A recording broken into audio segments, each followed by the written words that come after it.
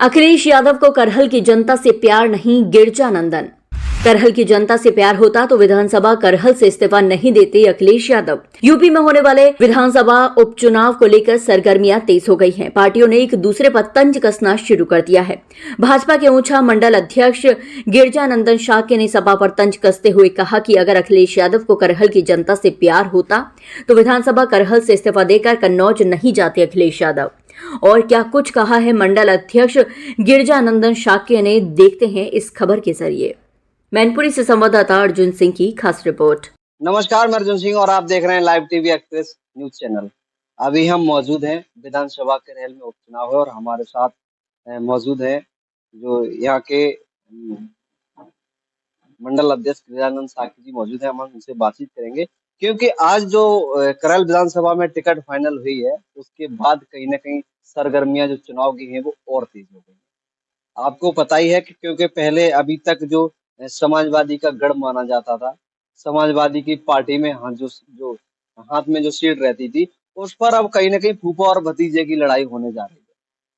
क्योंकि इस बार भाजपा ने भी एक हुक्म की वो तलाश में थी और वो हमें लग रहा है कि अब मिल गया है।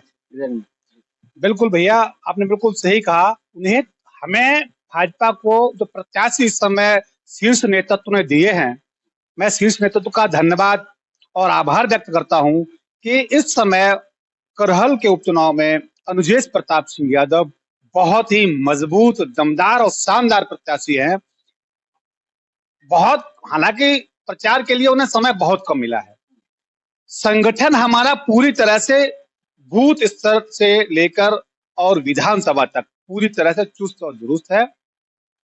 दमदार प्रत्याशी होने के नाते हम विधानसभा करहल के उपचुनाव को लगभग 30,000 वोटों से और अधिक अंतर से जीते। हमने अभी आपसे बात की थी कि हुकुम का इक्का मिला है।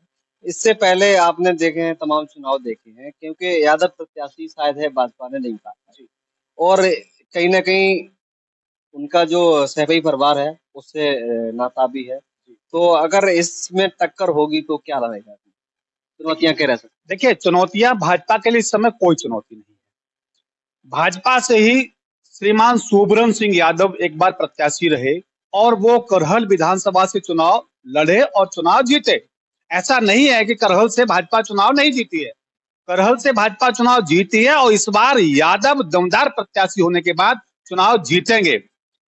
सैफई का क्या है या सपा का क्या है? सपा सिर्फ और सिर्फ अपने परिवार के लिए जिस किसी को चुनाव में ले आते हैं सिर्फ अपने परिवार को लाते हैं। भाजपा का मन सबका साथ और सबका विकास, सबका विश्वास। हमें यादव समाज के सभी, चाहे वो घोसी हो और चाहे वो कमरिया हो, सबको साथ लेकर चलने के लिए अनुजेश जी को टिकट दी है और सभी घोसी समाज के अन्य सभी वर्ग के बंधुओं से, कार्यकर्ताओं से और मतदाताओं से आग्रह करेंगे कि इस बार मौका आपके लिए बहुत अच्छा है। सैफई परिवार को हराने के लिए सिर्फ और सिर्फ आपके पास यही मौका है। इससे बेहतर आपको मौका मिल नहीं सकता है।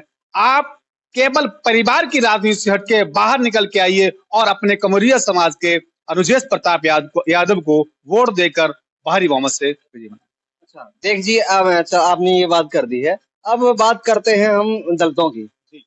दलितों की बात करते हैं क्योंकि अभी लोकसभा चुनाव था तो उस समय जो बसपा के प्रत्याशी थे वो इस क्षेत्र में हमने तो शायद अपने कवरेज के दौरान नहीं देख पाए। लेकिन ये विधानसभा का चुनाव है, करहल विधानसभा है, तो इसमें बसपा ने भी अपने दो प्रत्याशी, एक हम बात करते हैं बहुजन समाज पार्टी की, दूसरी आजाद समाज पार्टी की। आजाद समाज पार्टी भी ढूंढने में लगी है, कोई अच्छा प्रत्याशी मिल जाए तो हम उसको दमदारी से उतारें। तो क्या लग रहा है दलित वोट इस बार किस तरफ खिसकेगा? देखिए, मैं आदरणीय बहन जी का बहुत सम्मान करता हूं।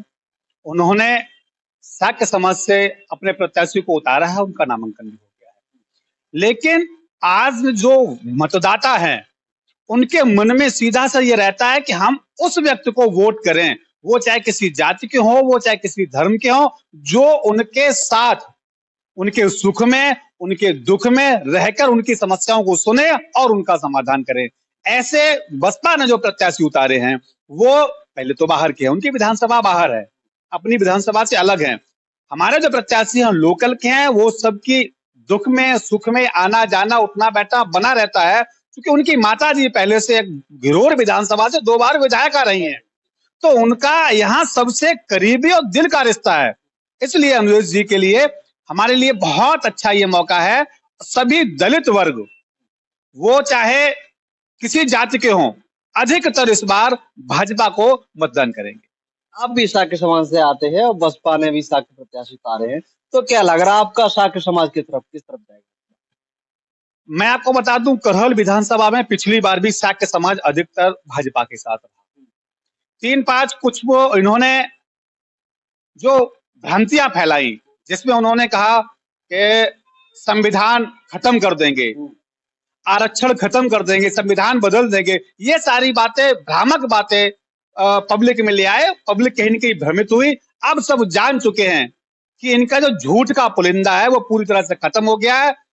सभी दलित, शोषित, वंचित, किसान, सभी लोग इस समय भाजपा के साथ हैं। वो चाहे किसी जाति धर्म और किसी वर्ग के, सब लोगों ने मन बना लिया है अनुजेश जी को भारी वोटों से करहल विधानसभा के उपचुनाव से जिताना है। चलिए देखिए, अब थोड़ी सी और चर्चा कर लेते हैं, क्षेत्र में बात करते हैं, विकास को लेकर के, किसानों को लेकर के थोड़ी सी बात करते हैं। आपने देखा है सरकारें वादे बहुत करती हैं, बीजेपी ने भी बहुत वादे किए हैं, किसानों के हित में भी कार्य किए, ऐसी बात नहीं है। लेकिन अभी किसानों की मेन समस्या है खाद को लेकर के। हमने देखा है कि मदन में सोसाइटी बनी है, वो भी एक ऐसी जगह पे है जहाँ खाद नहीं उपलब्ध हो पा रही है।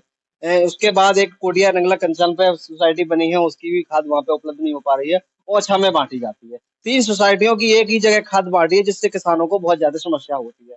और खाद जो पर्याप्त मात्रा में है, प्रशासन और उसका नाम सरकार कहती है कि हमने पर्याप्त मात्रा में, लेकिन किसान से अगर बात करते हैं तो वो भी अभी भी कह रहा है कि हमें खाद की किल्लत हो रही है।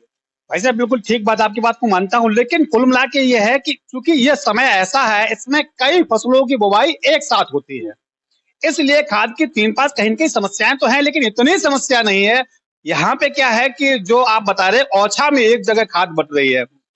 मधन, जो कि तिसा के नाम से सोसाइटी है, मधन पे है, तो मधन वहां जाने के लिए रास्ता थोड़ी अवरुद्ध है, बारिश अभी अधिक होती रही, इसलिए वहां खाद वहां पहुंच नहीं पा रही है, इसलिए वो यहाँ पे आगे सभी की इकट्ठी खाद बट रही है। 3-5 छोटी बहुत समस्याएं हैं, उनके समाधान के लिए हम लोग, हमारी सरकार पूरी तरह से लगी है। जहां थोड़ी बहुत समस्या आ रही हैं, उसके लिए सब मिलकर प्रयास कर रहे हैं और इस समस्या का बहुत जल्द समाधान होगा। सभी किसानों को भरपूर खाद बहुत जल्दी मिलेगी।